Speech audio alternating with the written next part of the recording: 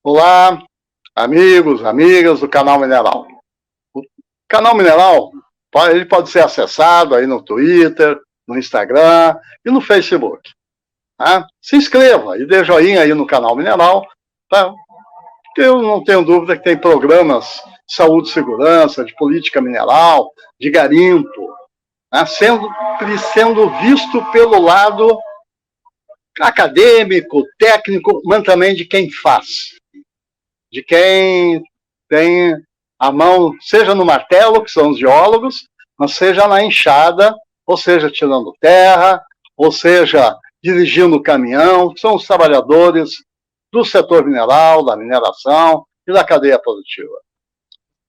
Hoje nós convidamos um amigo de muito tempo. Já fizemos, inclusive, alguns programas com ele. Quem quiser pode dar uma olhada aí no Canal Mineral, que estão lá. Um ano atrás, um ano e meio atrás, sei lá, que é o Bonifácio Banil. O Bonifácio é um professor, uma liderança dos povos originários, dos índios do Brasil.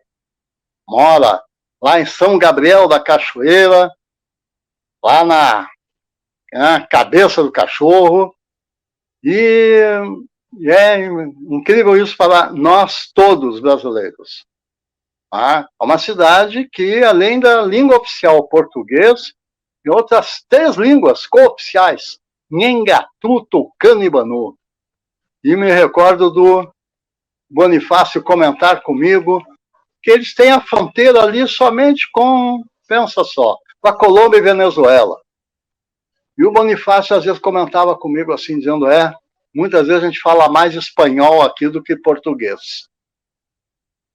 Mas um aspecto que é muito, muito, muito, muito importante nessas discussões, quando se fala de povos originários, é entender que o Bonifácio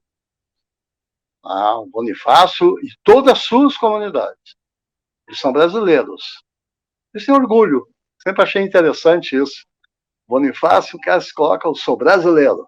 E como muitos não, todos os que eu conheço no Brasil, dos povos originários, do Rio Grande do Sul, Amazônia, se colocam como brasileiros e são brasileiros, como nós, descendentes de muitos lugares, de muitas regiões do mundo, da Europa, da Ásia, da África, porque eles já estavam por aqui quando a gente chegou. Quando os europeus, lá em 1500, os portugueses botaram um pé por aqui, eles já estavam aqui, olha, há muito tempo. Alguns antropólogos aí dizem que é uns 10 mil anos e tal. Tem datas diferentes, mas eles já estavam por aqui. E a barra sempre foi muito pesada para eles. Porque esses que invadiram essas terras, que aqui depois vai se chamar Brasil, esses outros aí do lado espanhol, aqueles outros lá para cima, que nem gostam de lembrar, eles já foram colônia também, viu? Aqueles tal dos Estados Unidos da América do Norte, falam inglês, foram colônia também. E lá também foi invadido. Lá tem o México, os Estados Unidos, o Canadá. Todos nós aqui, quando fomos invadidos, quando fomos esse país, os povos originários estavam aqui, tiveram que enfrentar caras que tinham tecnologias que ainda não eram conhecidas aqui. Era o aço, era a pólvora. E aí, não é fácil não, meu. Você encontrar alguém no meio da rua armado de metralhadora e você com lenço no bolso é complicado. É muito complicado. Esses povos originários, muitos deles, se mantiveram como sempre foram. O Bonifácio, inclusive, aí eu não vou me estender, até porque para o Bonifácio falar, inclusive, porque daqui a pouco ele estava falando, ele está vestido aí para fazer uma pequena viagem, 800 quilômetros de rio, não é, Bonifácio? Até a tribo dele. E no domingo nós vamos, inclusive, dar uma retomada nessa conversa, se possível, lá, o Bonifácio na tribo dele. Eu gostaria só de dar um fecho, Bonifácio, que eu gostaria muito de escutar a tua opinião, porque as lutas que vocês tiveram, às vezes com a ajuda de alguns desses europeus, que por aqui vieram, chegaram, e também de outros povos, de outros trabalhadores, sejam brancos ou negros, que vieram escravizados, foram escravizados lá na África e trouxeram, trazidos como escravos. E vocês, povos originários, muitas vezes também escravizados, teve muita luta para se conseguir algumas coisas, algumas leis e até a Constituição. A Constituição de 88 foi uma Constituição, a Assembleia Nacional Constituinte, que terminou com a ditadura militar, que começou de 64. Vocês, as entidades dos povos originários e os povos originários, tiveram uma participação enorme. Definiu várias coisas extremamente importantes. Quer dizer, que depois da ditadura militar, com essa Constituição 88, tem coisas para melhorar? Claro que tem, sempre vai ter.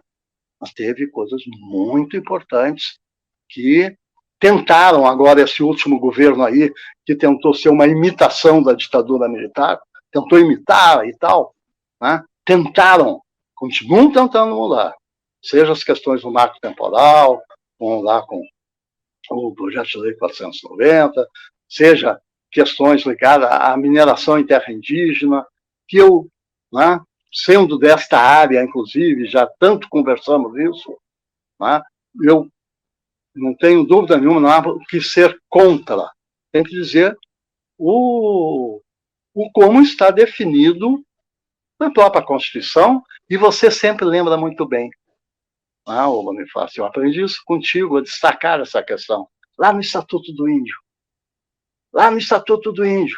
Fundou a FUNAI, fundou não sei o quê, fundou não sei o quê e tal. E lá diz o seguinte, o tal do garimpo, que hoje é feito de uma forma, quer dizer, criminosa para o meio ambiente e para as pessoas, os povos originários poderiam. Você me ensinou isso, eu li e reli o Estatuto do Índio, que é antes da Constituição de 88. E depois tem definições na OIT, definições internacionais, que foram, em particular, aí o decreto 2004, 5051, que é lá a Convenção 169 da Organização Internacional do Trabalho. Quer dizer, a legislação, ela existe. A vontade de vocês brasileiros existe. E uma questão, Bonifácio, aí realmente para tentar fechar. Para mim, como brasileiro, como uma pessoa que me coloca como de esquerda, muitas vezes me incomoda. Até por conhecer vocês em vários lugares do Brasil. Pessoas dos povos originários. Entender os povos originários como os cuidadores da floresta. Os cuidadores dos animais das florestas. As florestas só existem, eles estão para proteger as florestas. É óbvio que sim. Como todos nós brasileiros. Quem mora numa aldeia e está ali tem que proteger aquele local onde ele está. Como quem mora perto do mar tem que proteger o seu mar.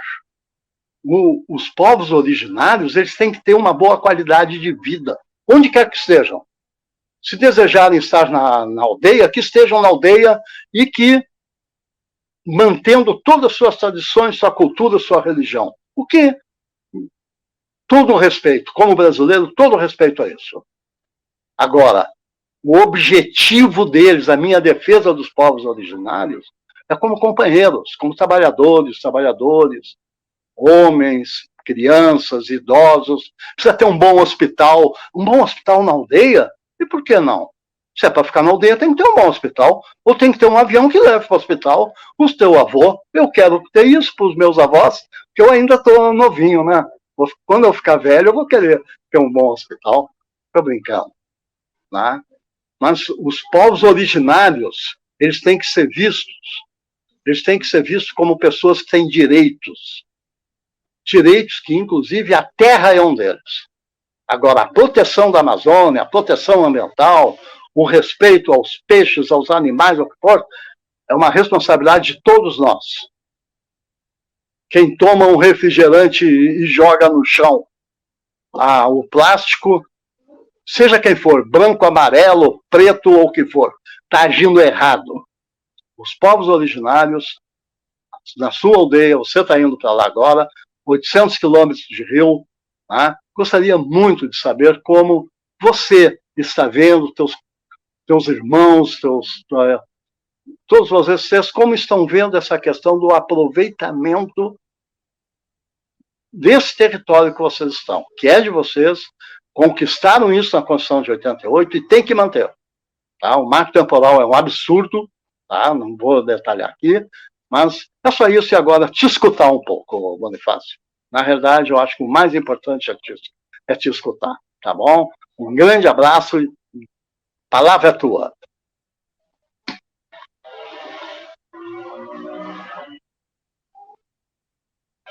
Bom dia, professor. Bom dia, os ouvintes.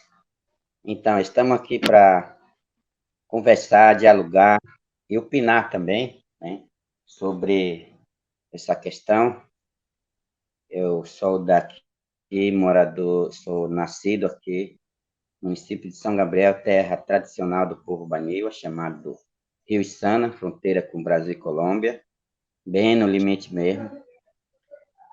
E aprendemos, né, ler, escrever, mantemos nossa tradição, nossa língua, nossa cultura. A gente entende que a gente vive a 99% da nossa cultura, nosso costume, nossa organização, e enriquecemos com as coisas que aprendemos de fora, né? Aprendemos a ler, escrever, aprendemos a falar português, espanhol, aprendemos a vestir, aprendemos a andar de rabeta, de motor, bote, aprendemos ter machado, teçado, ter sal, panela e várias outras coisas que aprendemos com outras pessoas que vieram e que se envolveram com nossa sociedade. Realmente teve período ruim, que foi de choque, acho que logo no início, tem várias histórias escritas disso, mas entendemos que a partir de 88, realmente, quando a nova Constituição, o direito que conseguimos em 2 artigos, eu tive a oportunidade, inclusive, de participar desse processo da comunidade constituinte em Manaus. Na época, eu era estudante, eu tinha 16 anos na época, e contribuí bastante, né, na discussão, em Brasília, todo esse processo, até hoje participo, né? E depois tornei-se a liderança do meu povo e continuo ali, no meio do meu povo, trabalhando. Hoje trabalho como professor e como liderança do meu povo. Hoje sou presidente de uma associação e coordeno uma escola de ensino fundamental, ensino médio, que é uma escola que a gente trabalha um modelo de ensino, aquilo que a gente entende que deveria ser uma educação escolar indígena, aquilo que está escrito na Constituição. Porque hoje o município, o Estado, eles impõem a modelo de ensino, né? Grade curricular, projeto político-pedagógico, mas na nossa escola entendemos que para poder formar um cidadão baniwa, tem que ter uma escola que é do nosso jeito, da nossa forma, que prepara um cidadão para viver na nossa cultura, na nossa terra, mas também que seja uma pessoa preparado para enfrentar a sociedade se ele quer continuar estudando ou se ele quer andar em outras partes, porque somos seres humanos, né? Não somos estagnados no mesmo local, né? Precisamos conhecer, precisamos andar, ou precisamos estudar, precisamos andar de carro, saber dirigir avião, né? Então, saber aplicar injeção. Então, para isso nós lutamos bastante, né? Eu lutei bastante junto com outros colegas daqui da região, do estado do Amazonas, do Brasil, dos colegas em nível internacional.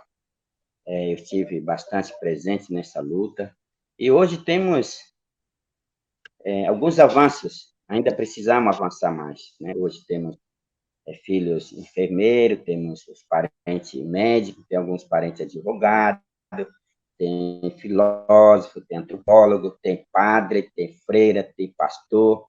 Então, temos um mundo de parentes preparado os que entendem desse mundo e que entende o que somos, e por isso defendemos bastante, realmente, que para nós o mais importante de tudo é ter a terra garantido, demarcado, homologado, protegido, preservado, né, conservado, mas, ao mesmo tempo, queremos usufruir do benefício daquilo que a ciência descobriu para o bem do ser humano, né? Isso é o entendimento. Muitos os falantes de português, o não indígena, ele fala assim, é cultura do branco, é cultura... Não é... As tecnologias, eu entendo que não é cultura do branco. É uma descoberta de ciência para o bem do ser humano, né? Então, alguém dedicou a vida dele para poder descobrir um bem, ele dedicou o conhecimento dele, descobre aquilo ali, depois passa a ser usado pela sociedade.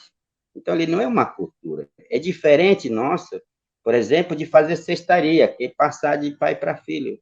Fazer cerâmica, é passar de pai para filho, para filha, né? São coisas diferentes de ciência moderna, ciência acadêmica e tecnológica, né, científica, de que é o conhecimento tradicional, coletivo, né, que, por exemplo, cestaria, banheiro, todos sabem fazer, mas tem alguns que não sabem também, né? Então, conhece história, conhece aquilo, então são coisas que a escola nossa, a gente chama de escola profissionalizante. O município hoje não consegue entender isso, o Estado não consegue entender isso, porque escola profissionalizante, precisamos saber entender que estudar nossa região, nossa comunidade, nosso ambiente, né? Como trabalhar, como usufruir isso de forma que a gente possa garantir a continuidade para a futura geração, né? Saber trabalhar a criação de peixes locais, saber manejar lago, floresta, rio, igarapé, mas, ao mesmo tempo, a gente saber plantar, ter técnicas tradicionais, combinado com conhecimentos, técnicas científicas, e assim criar um modelo próprio nosso.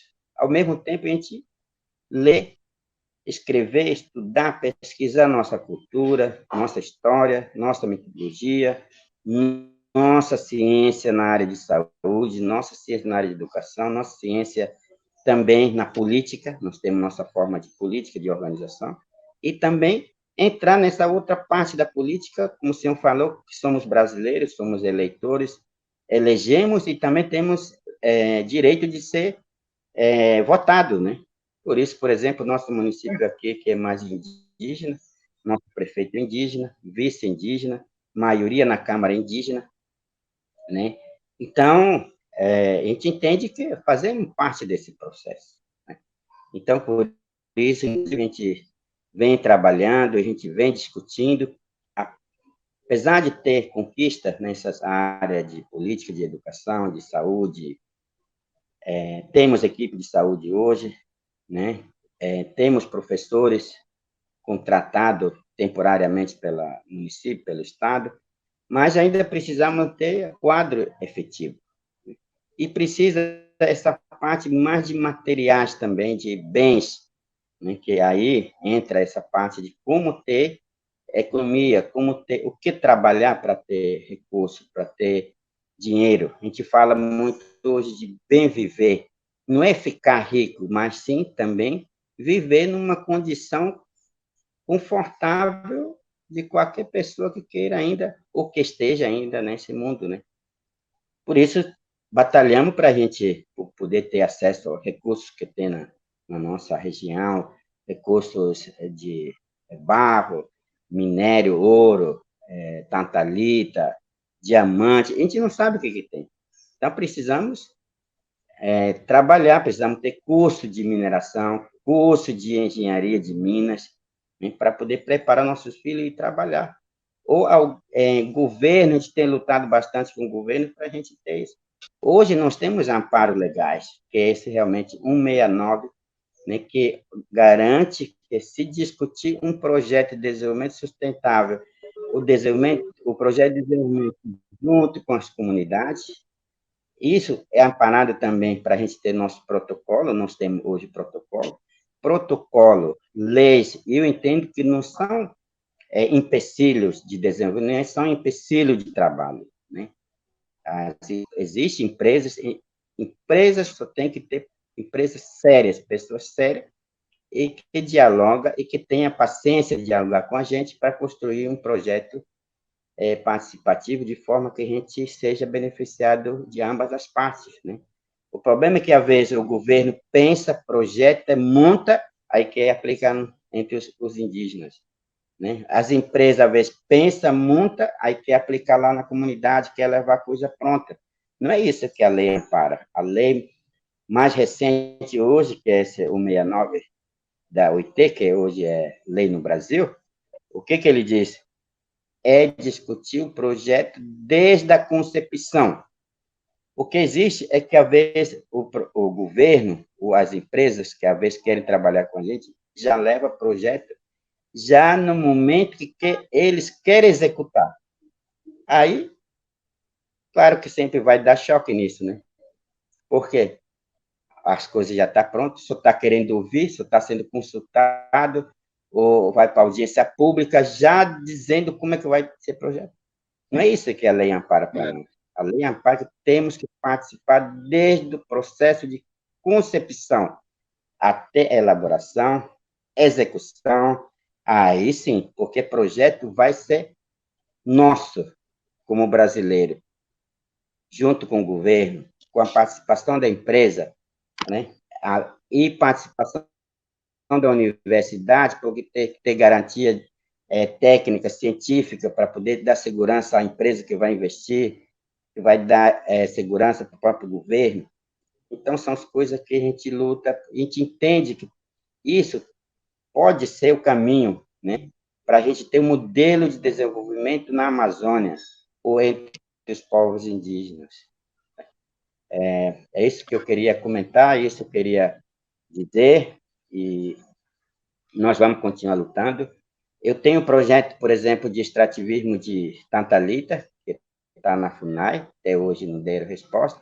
Eu tenho de extrativismo de ouro, que é onde a gente quer trabalhar só nós mesmos, mas é uma coisa que a gente vai continuar lutando por aqui, e esperamos que o professor Scli, através da universidade, possa ter para nós um curso de mineração tecnológica, né, para ensinar nossos jovens.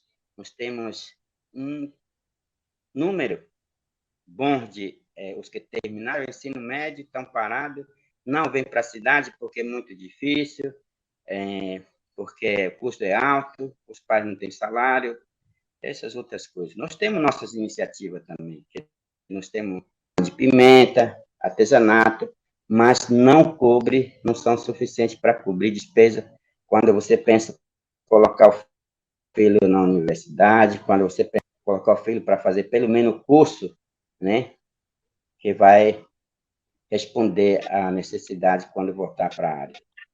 Tá bom? Era isso, bom dia, e muito bom participar desse diálogo, dessa conversa sobre temática de que a sociedade, o governo, possa entender o indígena de hoje, né?